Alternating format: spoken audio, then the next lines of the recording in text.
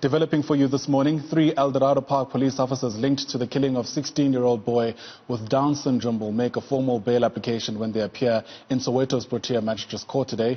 Nathaniel Julius, you'll remember, was shot and killed nearly 2 weeks ago in an incident that sparked widespread protest in that community.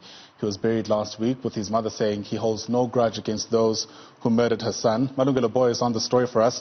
He joins us now live from just outside court. So Malu, true to form, you've been outside court since the early hours of this morning. I understand there's been major movement since then. Get us up to speed with what's happened.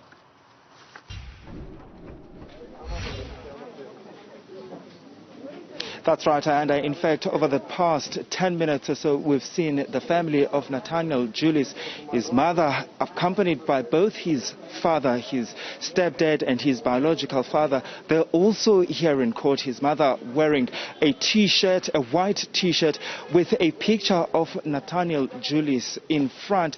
And of course, this is going to be the first time the parents come face to face with the people that are accused of murdering the teenager about a week ago. Those 3 police officers expected to make a formal bail application this morning here at the Protea Magistrates Court. And we've also seen a lot of police presence outside the court, and also starting to see some residents of Eldorado Park starting to arrive to provide support to this family. And this is the commitment some of the residents in Eldorado Park made at the time of this particular incident, which sparked widespread protests and condemnation, really.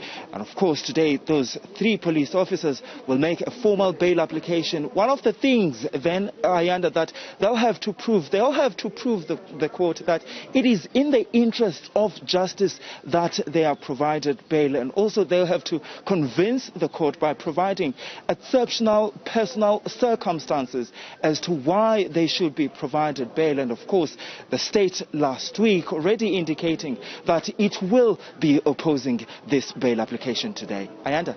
Right. So, Malu, on any other moment, the kind of show of support that residents from Eldorado Park have given to the family of Nathaniel Julius would be most welcomed. But in the context of a global health crisis, this adds all kinds of complications. From where you're at and from your vantage point, give us the scale of the support you're seeing and whether or not these individuals are actually even able, likely, to make it inside court given the COVID-19 regulations.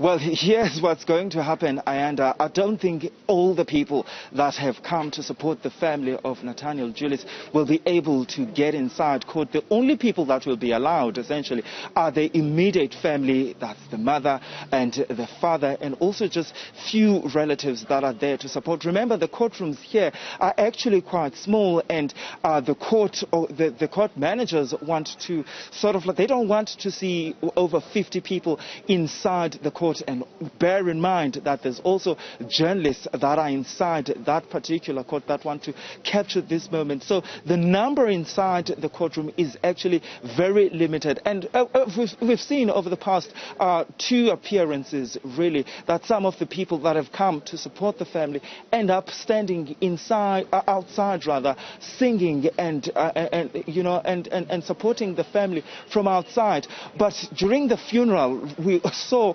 hundreds of residents from Eldorado Park lining the streets, showing support to the family. But this time around, they'll line the streets here outside the court, to support the family who is inside, seeing for the first time those that are accused of murdering their son. Yeah, and you mentioned the family and the funeral. The mother mentioned there that he holds no grudges against the 3 accused who are going to be appearing in the dock today. It's also the first time, Malu, that they appear all together. Give us a sense of what we know about these 3 individuals.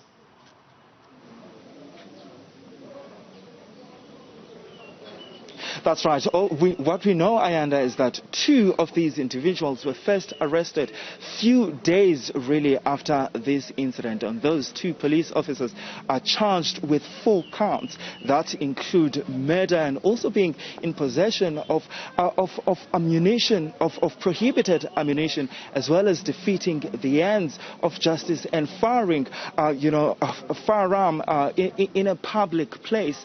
And those 2 officers made the first court appearance, and their case was also postponed to today. And shortly after that, on Monday, in fact, we also saw the other 3rd officer who was arrested a few days after the other officers appeared in court, making an appearance at the same court. But this time around, he was not charged with murder, though he was charged with being an accessory to murder. What we know also about these police officers is that 2 of them are actually detectives at the Eldorado Park police station, and all of them, Ayanda, have been linked to this particular case. I had asked the Independent Police Investigative Directorate as to whether can we expect more arrests, considering the fact that the mother of this boy said there were 4 people that were involved in this, and we've only seen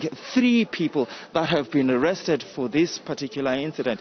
The IPID saying to me that their investigation is continuing, and whether there's more arrests, that will actually be determined by their investigation. Yeah, and Malu, as with most things, we're going to have to wait and see. Thanks very much for getting us into the picture so well. Malungelo Booi is our reporter live to us there from just outside Soweto's Pro-Tier Magistrates Court.